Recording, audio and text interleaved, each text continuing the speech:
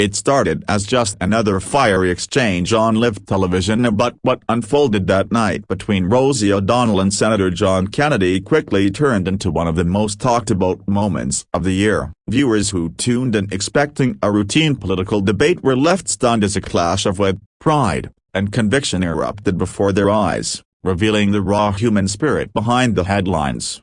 The air was thick with tension from the moment the cameras began rolling. Rosie O'Donnell, never one to hold back her opinions, leaned forward in her chair with that trademark mix of confidence and sarcasm. The topic was politics, and more specifically, a heated discussion about education reform and intelligence in leadership. In her usual candid tone, Rosie questioned whether Senator John Kennedy truly understood the depth of what America's working class was going through, implying, rather bluntly, that his intellect was surface level at best.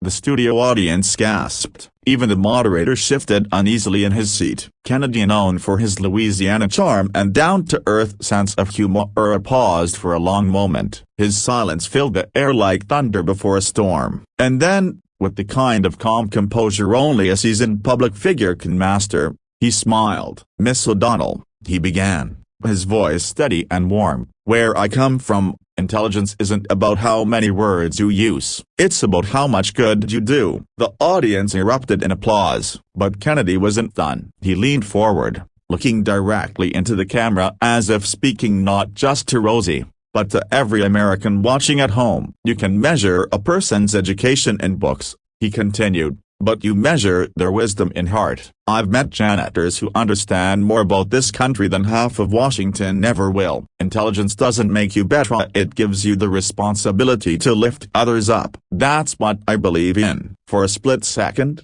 the fiery talk show host had no words. Rosie O'Donnell, known for her sharp tongue and fearless debate style, sat back in quiet reflection. The audience, sensing the shift, gave a standing ovation. The moment was electric, real, raw, and deeply human. It wasn't about politics anymore. It was about respect. In the days that followed, clips of Kennedy's comeback flooded social media. Comment sections overflowed with praise, not just for his words, but for the grace with which he delivered them. "That's how you disagree without disrespect," one viewer wrote. Another commented, "He didn't insult Kira, he educated her." Even some of Rosie's own fans admitted they were touched by his response. But behind the headlines and hashtags was something deeper. The encounter reminded millions of Americans of a truth we often forget: intelligence isn't defined by vocabulary, college degrees, or social status. It's defined by empathy,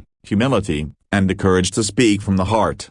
Rosie herself later addressed the moment on social media. In a surprisingly humble statement, she admitted that Kennedy's words made her pause and reflect. She wrote, "Sometimes, in trying to challenge someone's views, I forget that wisdom wears many faces." Senator Kennedy reminded me that heart and intellect aren't enemies of their partners. That simple acknowledgement turned what could have been another viral shouting match into something rare, an exchange of humanity. Kennedy didn't win an argument, he earned respect. Rosie didn't lose face, she gained perspective. And the rest of the country, for once, witnessed a moment of unity born not from agreement, but from understanding. In the world of political theater, where shouting often replaces listening and insults drown out empathy, that night stood out like a beacon. It wasn't scripted, it wasn't planned, it was simply two people clashing, learning, and walking away just a little wiser. By the end of the week,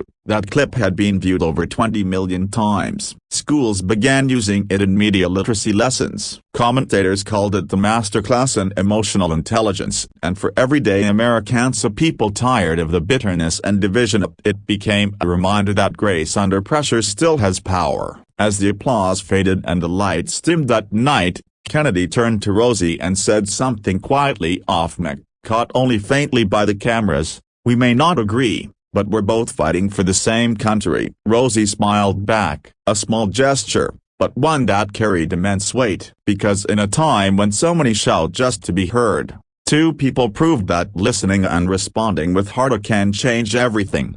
And maybe, just maybe, that's the kind of intelligence America needs most.